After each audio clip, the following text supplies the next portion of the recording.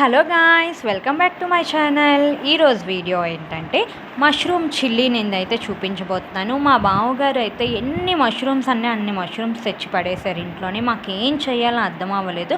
So ఇంక మేమైతే mushroom curry చేసుకుంటున్నాము, మష్రూమ్ చిల్లీ చేసుకుంటున్నాము.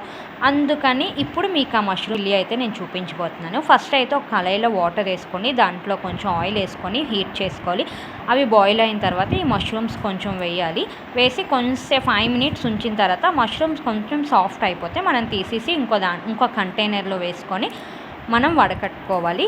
నెక్స్ట్ వీటికి కావాల్సిన ఐటమ్స్ ఏంటో నేను చూపిస్తాను, చూసేయండి. కార్న్ఫ్లోర్ 1 కప్ వేసుకుంటే సరిపోతుంది. 1 cup of cornflour, 1 cup of మైదా,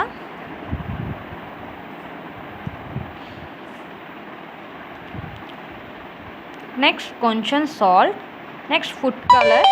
ఇది కొంచెం కలర్ కోసం అయితే నేను వేస్తున్నాను, కొంచెం వేసుకుంటే సరిపోతుంది. Next baking powder.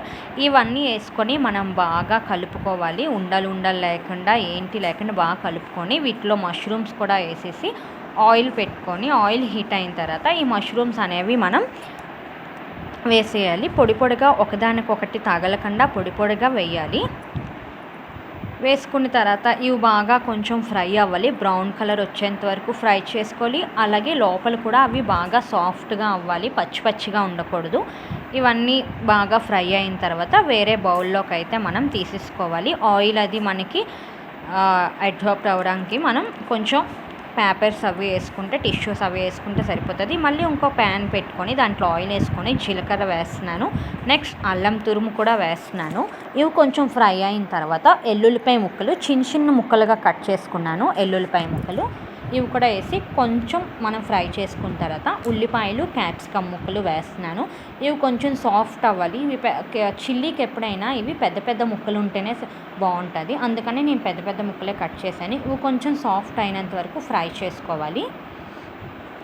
నెక్స్ట్ పచ్చిమిరపకాయ ముక్కలు ఇవి రౌండ్గా కట్ చేసుకొని వేసుకున్నాను. నెక్స్ట్ చిల్లీ అన్న తర్వాత సాసెస్ లేకపోతే ఆ చిల్లీ కంప్లీట్ అవ్వదు. అందుకని సాసెస్ కూడా వేసేస్తున్నాను. టమాటో సాస్ కొంచెం ఎక్కువే వేసుకుంటున్నాను, చాలా బాగుంటుంది. Next dark soya sauce 1 cup వేసుకుంటే సరిపోతుంది, చాలామందికి ఇది పడదు. నెక్స్ట్ రెడ్ చిల్లీ సాస్, ఇది కూడా 1 కప్ వేసుకుంటే సరిపోతుంది. ఇవన్నీ బాగా ఫ్రై అవ్వాలి, థిక్గా అవ్వాలి. థిక్గా అయితేనే మనకి చిల్లీ అనేది ముద్దగా బాగుంటుంది. నెక్స్ట్ ఈ మష్రూమ్స్ ఫ్రై చేసుకుని ఉన్నాయి కదా, ఇవి కూడా యాడ్ చేసేస్తున్నాను. యాడ్ చేసి ఇంకొకసారి మనం ఈ మష్రూమ్ ముక్కలకి సోయా సాస్, టమాటో సాస్ అవన్నీ పట్టినట్టుగా ఇంకొకసారి బాగా ఫ్రై చేసుకున్నాము. చూడండి, థిక్గా అయ్యింది కదా, మనకి ఎంత బాగుంది కదా చూస్తుంటే. ఇలా మనకి ఇలాగా బాగా ఫ్రై చేసుకున్న తర్వాత ఇదంతా కలిసిపోయింది కదా, ఎంత బాగుందో కదా. ఒకసారి మీరు కూడా ట్రై చేసి చూడండి. Thank you for watching. Please subscribe, like, share. Thank you.